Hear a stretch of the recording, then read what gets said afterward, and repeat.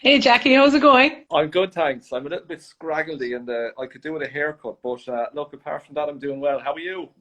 I'm not too bad. I'm not too bad. Great to Looking, have my you on lighting board. here mightn't be the best. You're okay. You're coming through loud and clear. It's great to have you on, Rena. Thanks very much for having me, Jackie. You're very good. How's life in lockdown? Life in lockdown is okay. So I'm working in private practice in physio. So we went back to work last week. So I Okay. think I was off for about I think it was 9 weeks? So I finished up. So the school's finished on the Thursday. So I finished up then on the Friday evening. So I had a number of weeks off. So back last week and back this week. So it's great to be back. So in terms of work, we're seeing all the non-cocooners, and then Yes. anyone who's cocooning, and if it's essential, that's the protocol. Okay, so you're getting through it. Just about, yeah, yeah, yeah. So it's picking way up. It's good. Good. So it's great to be at work. Ashling Doon and waves. She says hello, Rena. So Very good. Hi, you're all Ashley. buddy. So we're actually going to get Ashling on next Thursday. She knows that, so this is no big surprise to Ashling.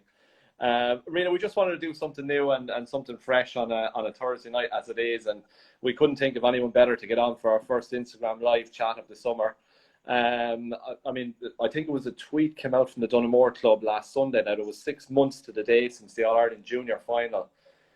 So time flies. It was an incredible game against MacHale Rovers, and it gave you your 21st All-Ireland national medal. So you've won 11 ladies football, seven camogie, and three with your club. So two senior and one junior. It's a fair haul, Rena. Yeah, yeah, yeah. Geez, I've been very, very lucky. I've kind of come along at a great time and had a great gang around me.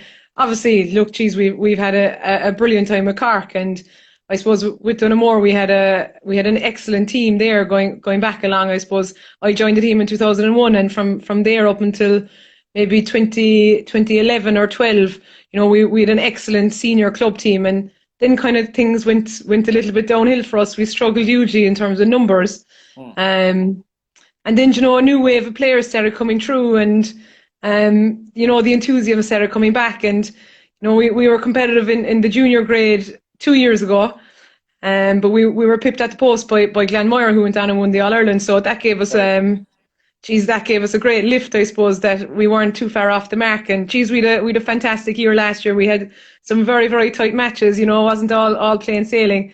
The county final we played Valley Rovers, and we were clearing the ball off the line at the finish of the game, and we got an awful tough game off Navan O'Mahony's in the All Ireland semi final. We were at home for that game, and if we weren't at home, I don't know if we won it. And then, geez, the final went to extra time, and it took every minute of extra time to get over the line. It was a dream year. It was brilliant. It was an unbelievable final. I mean, the atmosphere up there as well was incredible, and we showed the game on Facebook Live, and the views on that were off the charts as well. And we're actually thinking of replaying that game next Friday night as a Facebook watch. So if there's anybody looking in from the club, Claudia Keane says hello as well. Rena, hi Rena from Claudia and Hi, Rebecca. So Claudia. they're all looking She's in one of the tonight. ones who got off the leaving cert. How are they? I mean, it's a tough time for everybody, and especially students as well. Really, they would have been prepared to sit their exams. It's tough going, isn't it? Oh, definitely. Yeah. I mean, it's something none of us have been preparing for, and it must be very tough on certain students, and in particular, who need the, I suppose if you're a type of person who likes going in and you like the social aspect of school, and if that's taken away from you, and then you have the stress of exams looming over you and things, and college courses and things like that, it's very difficult. It's not easy. There's no doubt about that. Rena, can you take me back to when it all began for you in terms of sport, and what was the influence on your early sporting life, and was there sport in your family, and how did that passion for sport come about? Yeah.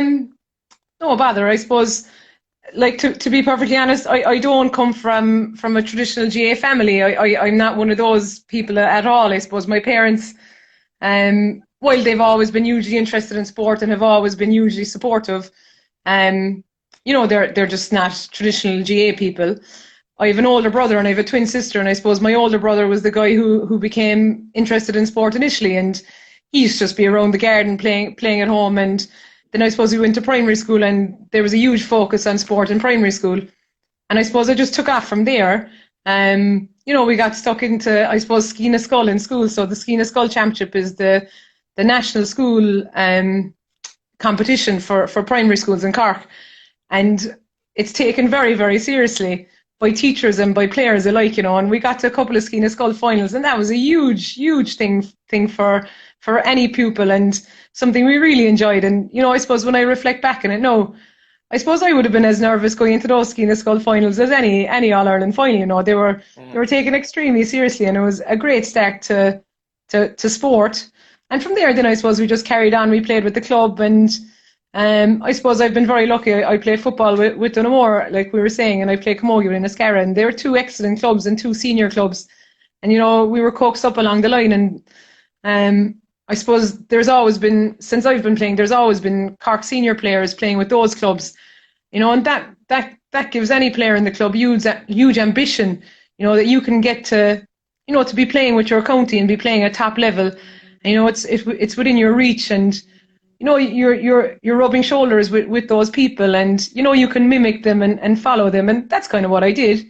And I suppose I was lucky enough to be part of some excellent Cork teams and to get excellent guidance and leadership from management as well. And we had great teams and great players and great people involved with us, and I found it thoroughly enjoyable, and it was an education, and I suppose it was a purpose, and I live for it, and I enjoyed every bit of it, and I think I think I managed to get an awful lot out of it outside of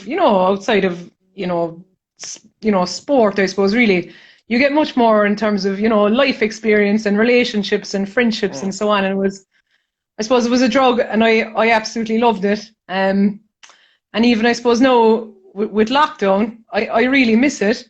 I miss not being part of the club. I miss not being able to play games. I miss not mixing with people, and I miss the competition as well. So hopefully that'll come round again before the end of the year, but we'll see. Yeah, so you'll stay going at club level for a while yet, Rena? As long as I can, yeah. As long as I'm fit and able. Sure, the crack is good and keeps you young, and you hear what's going on around the place and a bit of banter and stuff like that. It's great. Because you had a magnificent career, just from the LGFA viewpoint. You won 6 All-Stars as well and 11 All-Ireland Senior medals. And I think, I might be wrong in saying this, but when you look back in your career, to actually win another All-Ireland with Donoughmore last year, I thought it was just a really, really nice thing. Like, I've seen you giving a player of the match performance in an All-Ireland final at Croke Park, lifting the cup twice as captain, doing absolutely unbelievable things on the field of play. And to come right back to club level and win that junior All-Ireland title last year, I just thought it was a lovely, lovely thing for you and for the club. Yeah, it was absolutely lovely, and I have to say, like, I enjoyed that game as much as any other game, to be perfectly honest. And you hit the nail on the head. Like, it was on in Ballinasloe, and the atmosphere there was phenomenal. The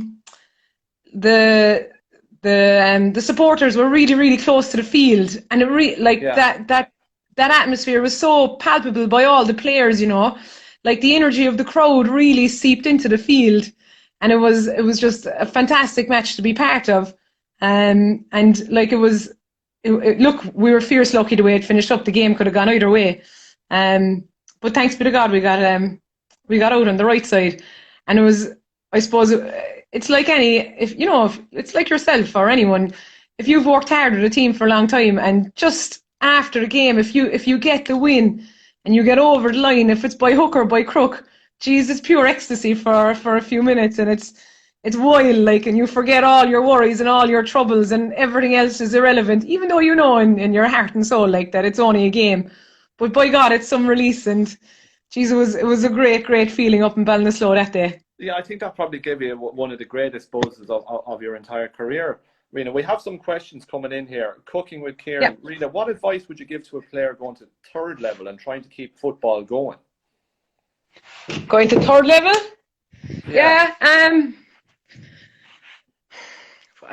Because you won a couple of Ashburns as well, didn't you? Playing camogie with UCD. I did. I won 2 Ashburns playing camogie, and I won 1 O'Connor Cup as well. That's with right. Aisling Duna now, and and Ailish Kernan and a few more of them there. Aisling Holt and Sharon Kerrigan, and like like I will say, I suppose I went, I studied physio in UCD, right? So I suppose physio is kind of, it's difficult to get into, and I actually scrope in. I got in, I'm the CEO, and we used to be looking at the points in the Cork Examiner anyway. I don't know who else, what other newspapers people used to be looking at them, but you know, there'd be the ones with the star, and certain people get in on the star, but not everyone who gets those points get in.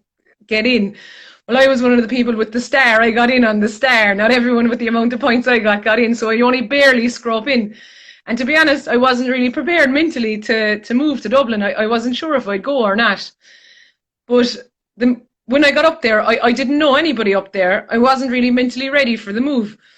But I will say, the minute I joined the football team and the minute I joined the camogie team, it was like home away from home, and it really helped me to settle in. It was crucial to being happy for the 4 years that I was in college. So for anyone who's going to college in any place, I was in UCD and I thoroughly enjoyed it. I would say just get involved, play. You mightn't be playing with the top team, because that can be quite serious. And if you want to play at a serious level, fantastic. I would have always wanted to play at a serious level. But if you don't want to play at a serious level, get involved anyway. There's a huge social scene to it. And that's really important for, someone between the age of 18 and 22. You're trying to find yourself, trying to figure out who you are, where you're going. And you want a social network as well. And I would encourage anyone who's going to college, to play football in college for sure. And to try to keep it up at home as well, because it's a great link to home as well. Football is a great link to home. And it's a great reason to look forward to going home. And I found just in our family, it's a huge kind of connection between us. It's the dinner table conversation, so like it's just great to be involved, and I've just found it huge in our lives, and not just in my life, in my family as well. And the network, the social network that it brings is it can't be bought, Absolutely. Kieran, really appreciate the response. Thanks, Rena. I'm going to scroll back. Ailish, your buddy is in as well. She's asking, do you take the LGFA quiz as serious as the football games, Rena? I need more training at the LGFA quiz, I'm afraid. It's a good bit of crack on a Friday night, isn't it? It's excellent, yeah, it's excellent. Wherever Lynn gets the questions from, I don't know, but they're very hard. Unbelievable. She puts a lot of time and effort into them, I can tell you. I'd say she does. We'll encourage other people to come in with their questions along the way as well. Rena, on next Sunday, just to let people know that are watching as well, the Sunday game are obviously looking back on previous matches, right? So what they're actually going to do next... Am I gone? Am I? Hold on now. Yeah, your face is gone, yeah. Hold on, we'll flip back over. There I am. I hit something silly there. Next Sunday, right? The Sunday game, the way they're showing old games at the moment. They're going to look back for a part of the show on the 2014 All-Ireland final. Right? Oh, so brilliant. Very good. Yeah. Conor Mortimer is waving as well. He says hello. So that was the one where and I was at this game, and it was one of the most incredible matches I was ever at. The one you came from 10 points down with about 15 minutes left, Rena.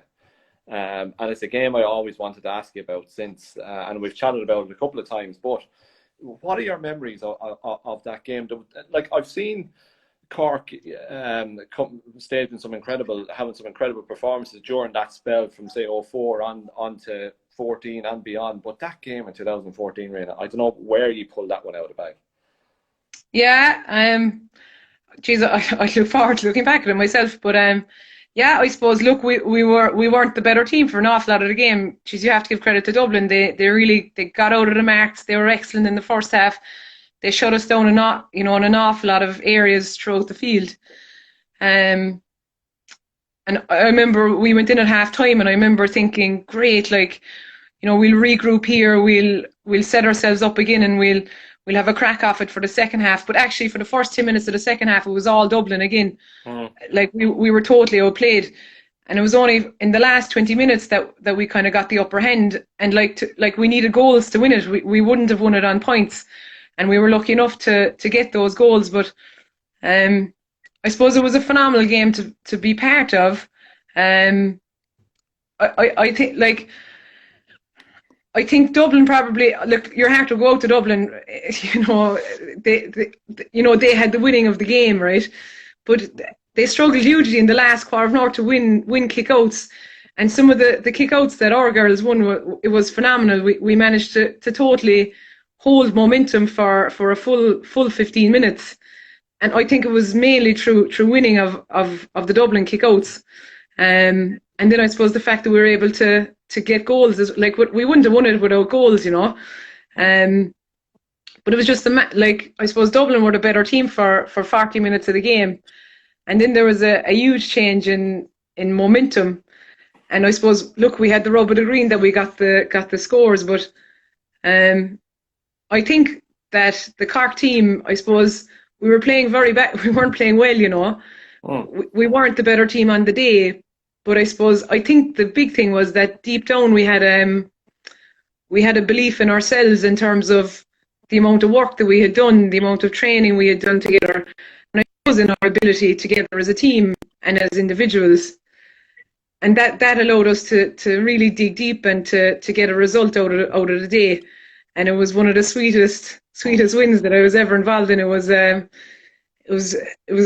roller coaster, and geez, when the hooter went, it was class. Like, it was class to be part of. Yeah, because you were a team that weren't really accustomed to defeat very often. I think I remember a game in Banagher in 2010 against Tyrone, which was a very, very rare defeat for Cork. And I know from talking to a few of the players that played that day that they were so anxious, Rena, that would never, ever happen again, that feeling of defeat. And, you know, in many ways, you know, you went from 2004 onwards having such great success. Then 2010 happened, and it kind of sparked off a new period of success after that. Yeah, it did, absolutely. And I suppose 2010 Tyrone beat us in Banagher. I suppose, look, they were fully deserving of their victory. Everything that could have gone wrong probably that day did go wrong for you, Doreen. There was terrible, 2 bad knee injuries that day as well. Yeah, there was, yeah, absolutely. Yeah, we lost, I think it was Ciara O'Sullivan and Jolene O'Flynn on the day. Right.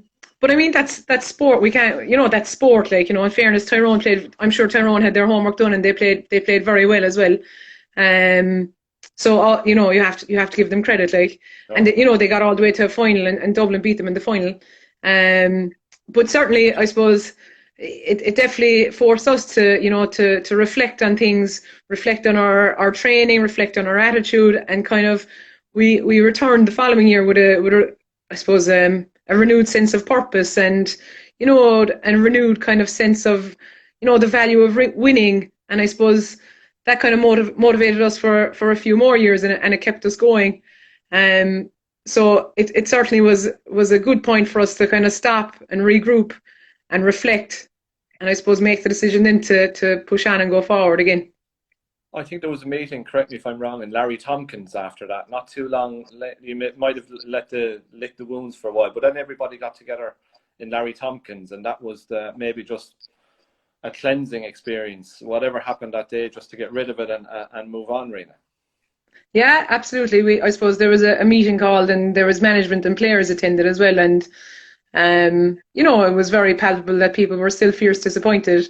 That I suppose, you know, we felt that we were still a very good team, and I suppose the question was put out, you know, did we want to leave it at that, or did we want to keep going? And I suppose the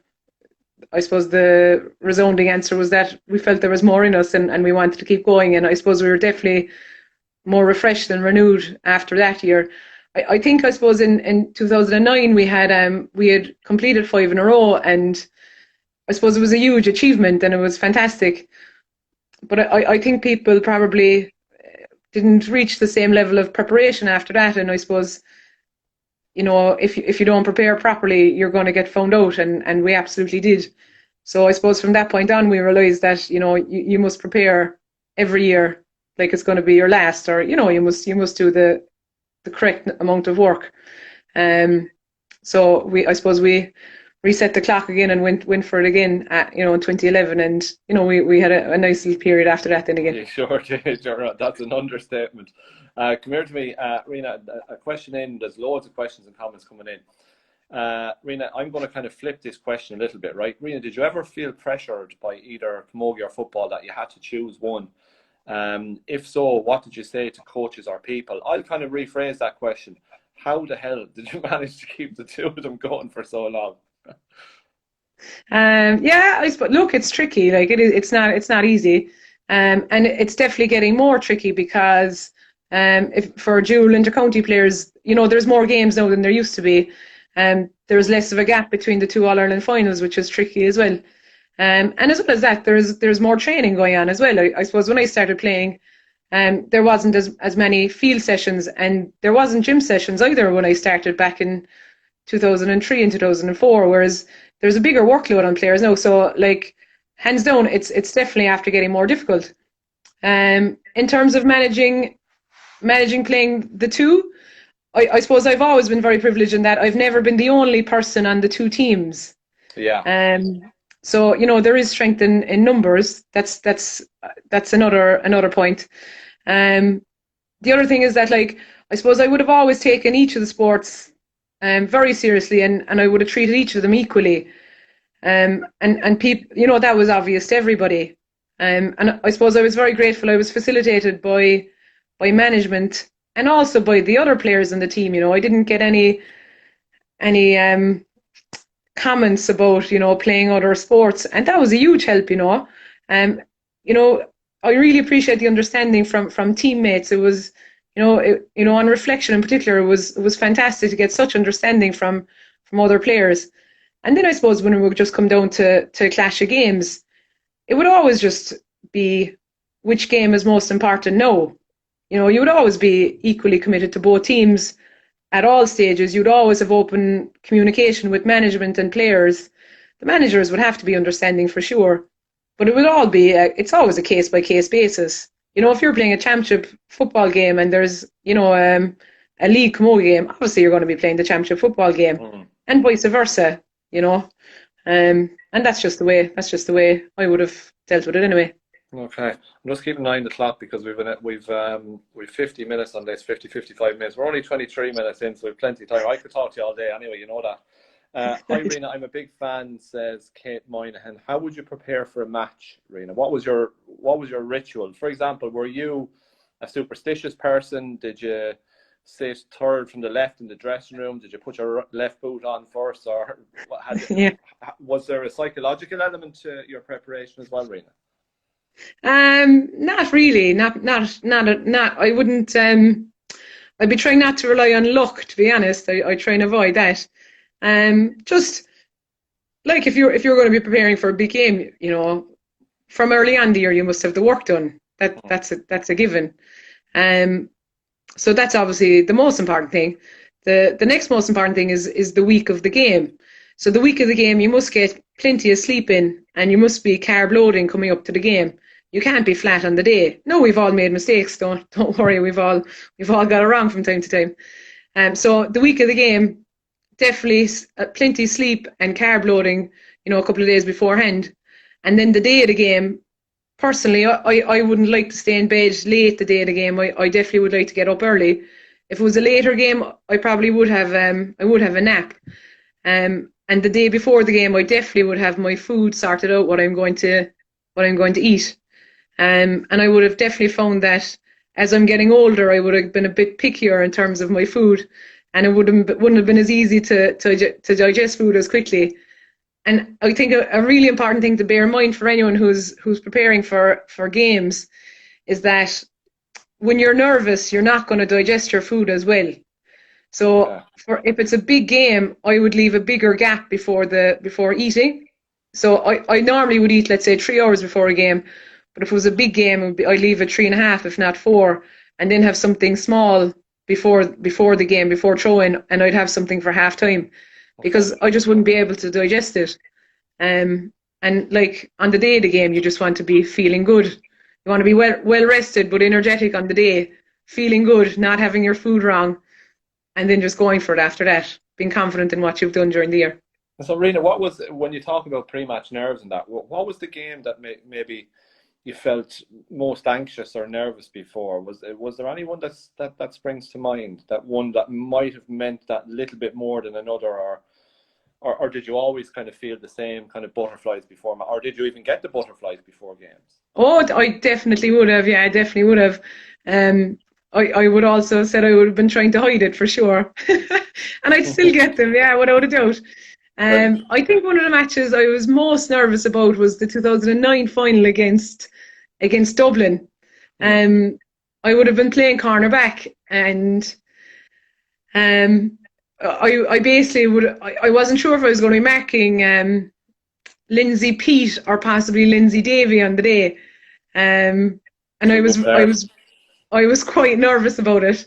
And I suppose Dublin were excellent on the day as well. I have this vivid memory of the 2009 final that I looked at the clock and there was 14 minutes left in the first half.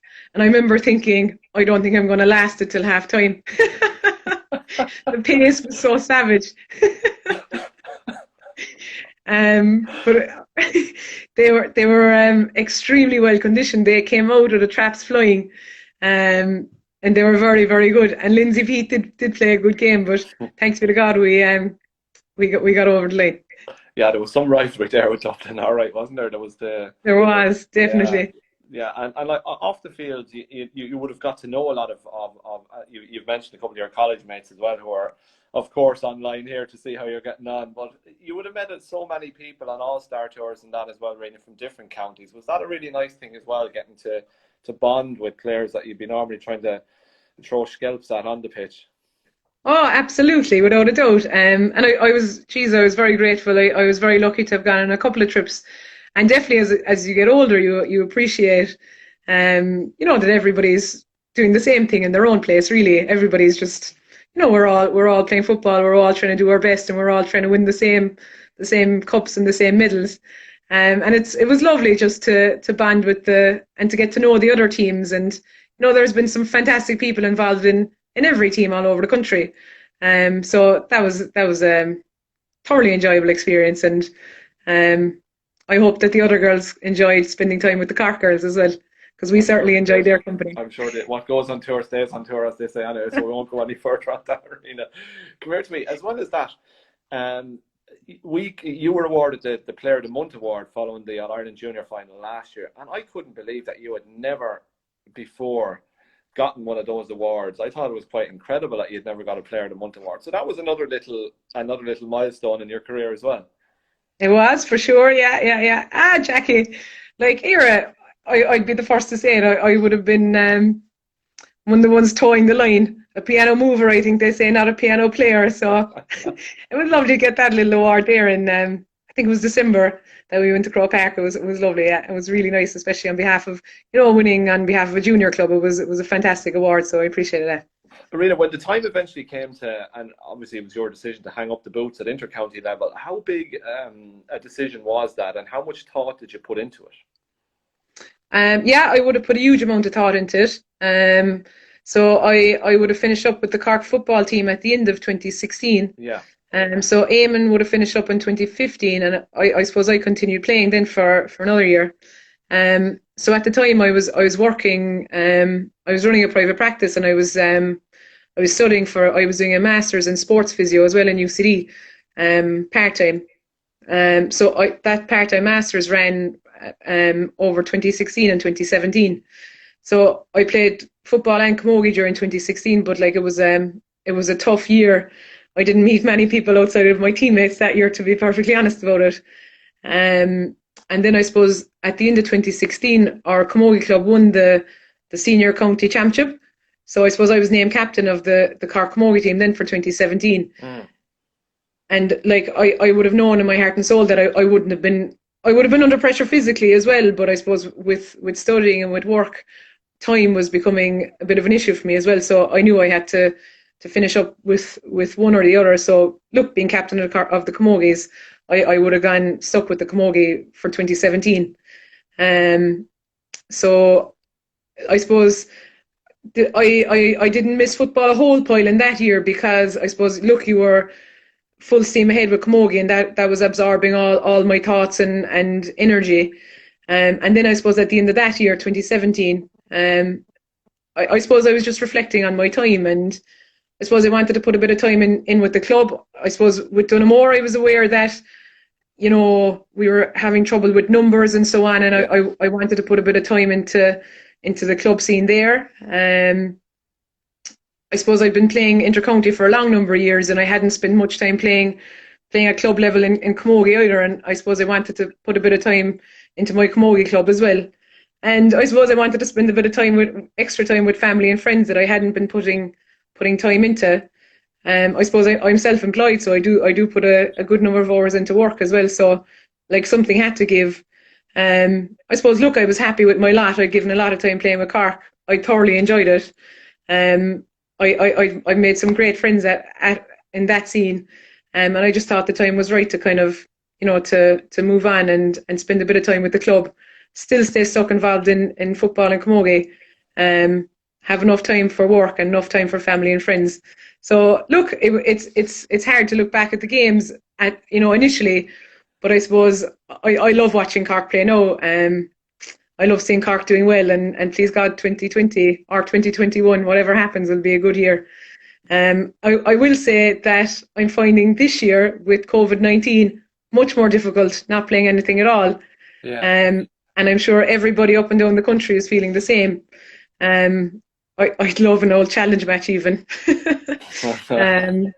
But yeah, so look, I suppose I'm very lucky. I managed to slip out of the intercounty and slip into the club scene. That's kind of always what I wanted. So I suppose I'll stick away at the club scene for as long as I can now. Rena, tell us about Rena's recovery room and the genesis for that, and how are things going, and how has COVID affected business? Yeah, so I suppose I run a private practice physio clinic in Macroom in Cork. So it's just myself. So it's a nice little busy practice. It's a lovely facility actually. So this year I suppose I wanted to expand it a little bit. So I opened up a recovery room. So basically we got in Normatec compression recovery boots. So they're just an added addition to an athlete's recovery. Look, your bread and butter of recovery is that you're eating well and you're sleeping well. But I suppose they're just they're a little addition that can help with training and help you recover after big games. They can help you prepare for big games as well. And I suppose they're very accessible to people. They're not overly expensive. And, you know, they're just, they might bring you on an extra % or two. And I suppose that's what we're all looking for in sport, you know, those extra little gains. So it's a new venture. I have Dennis Cahill in to help me out with that as well. So he's running those, and it started off kind of brightly in March, but I suppose COVID has kind of put a stop to it. But depending on how things work out later on in the year, they might be highly useful to a lot of players if championships are run off quite quickly. We'll have to wait and see. That was a great pitch. Well done. And come here, if people want to get in touch with you, Rena, what's the best way to do that? Well, sorry, no, I get the charger. So the best way to get in touch, I suppose, is through the website. So renabuckleyphysio.ie. We also have a Facebook page, and we have an Instagram page. So for the recovery boots, there's Rena's Recovery Room for Instagram and for Facebook. And then I suppose there's Rena Buckley Chartered Physiotherapy Clinic on Facebook as well for just the physio side of things. Brilliant. Rena, pan over to that Irish Times photo behind you there. That was, walk back where you came from. Yeah. Yeah, that's a cracking photo. With myself and Breed up at the top there, yeah. Do you have much memorabilia knocking around the house like that, Rena? Would you be one for keeping? Would you have been one for keeping scrapbooks and things like that? Would I be one? So I wouldn't be great, to be honest, Jackie. I wouldn't be fantastic, but I tell you, my personal life at the moment. So we're actually building a house at the moment. So my parents have a kind of a 2-story house here. So we're building a bungalow, and they're actually moving down to the bungalow, and we're moving into the 2-story. So we've actually had to do a bit of a clear out in the home house. So there, during the time I was off over COVID, I managed to get all the scrapbook material together, and put it all in chronological order and organize it and put the different type of medals and so on together. And it was, it was a lovely experience. So it was very nostalgic actually. So it was, I think we're much more organized in terms of bits and bobs compared to a couple of months ago. So we're delighted about that. You have a lot going on, so a lot going on. Ah, yeah, sure. It's nice and busy. Yeah, we're happy out. Good. And you mentioned Eamon Ryan during the conversation. It would be remiss of me not to have a chat about Eamon and the influence that he had not only on you but on that group. Can you recall your first meeting with Eamon? And did it take a while for his impact to bed in, or straight away did you know that this man had something special and the X factor that could get you to ultimately where you wanted to get to? I probably wouldn't have copped it straight away that he was going to be as good as he was. I do remember the first time we met him. He came to one of our first training sessions in 2004. So he would have trained in the farm. So the farm is the outside grounds that UCC have. So do they have maybe 3 GA pitches, couple of rugby pitches, couple of soccer pitches, all in the one area. So for Eamon's first training, we didn't do a whole pile of ball or anything like that. I thought he'd get us to do 1 or 2 laps of the whole facility just to see what kind of what kind of condition we were in. So I was kind of saying, geez, football's going to be a bit of a slog this year. But he just did that with us the first night just to see where we were at. I suppose, look, he hadn't trained a senior intercounty ladies football team. No, he had trained plenty of females before, but it was the first time in terms of football and senior intercounty, so he wanted to get an idea of what he was dealing with. So I think he was happy enough with the run anyway, because he came back after that. He came back, and the period of success was absolutely incredible. Yeah. No, what I will say about Eamon is that I suppose when I was younger, the same as anyone else, I suppose you would take him for granted, and I suppose I didn't really realise, just how good he was. But when I talked to my parents would say, when I was young, when I used to come home from training, I'd be always telling them, Eamon said this, Eamon said that. I'd always come home with the stories that Eamon used to tell, and I used to retell them to them. So I suppose when I was older, I would have nearly written down the stuff he was saying. But definitely as a younger player, he would have had a huge influence as well. But probably I wasn't as aware of it at the time. Just his ability to maybe create new teams and recycle teams along the way, that's a real managerial gift. Sir Alex Ferguson had it in charge of Man United, that he'd come with new teams in various phases of the time he was there. I'm sure he had to make some tough decisions along the way too, and so, that's all part of being a manager. But he was a genius. I presume he was a psychological genius, a coaching genius, and just a managerial genius all around. Absolutely, and I suppose, look, he's a great understanding of football, but more importantly, he's a great understanding of people. He's hugely charismatic person. He's really driven by good values. He has players. He's players at heart. He's a people person, and the decision he makes is for the good of players. And I suppose he gave us huge direction as players and as people down through the years. And I suppose we're absolutely blessed that we had him in terms of motivation for football and in terms of advice for life as well. And I suppose he's a friend of ours now, and it's great that we can say that as well. Yeah, he kind of created that family bond with you guys, didn't he? You know what I mean? And do you still keep in touch with many of the girls that you soldiered with? The names trip off the tongue: Angela Walsh, Breed Stack, Geraldine O'Flynn, Marita Kelly, Valerie, just superstars. Absolutely, yeah. Sure, we'd be great pals all the time. Yeah. I love meeting up with that gang. It's any Zoom sessions lately? We haven't had a Zoom actually. But I'm looking forward for when we can all meet up again.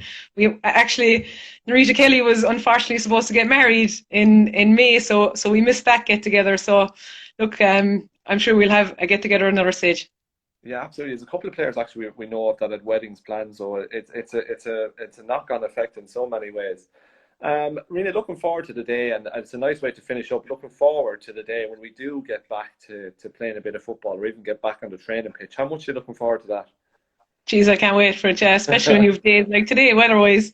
Yeah. Pitches must be in great shape altogether. We can't wait. It's absolutely incredible. So life is good, Rena, but apart from COVID and the challenges that it brings, I mean, you're looking fresh and well. Life is good. Life is good, thanks be to God. Yeah. Everyone is healthy and happy around me at the moment, so I can't complain at all. Excellent. Rena, we have so many people who have come in to say hello tonight, so we'd like to thank everybody for engaging with the chat.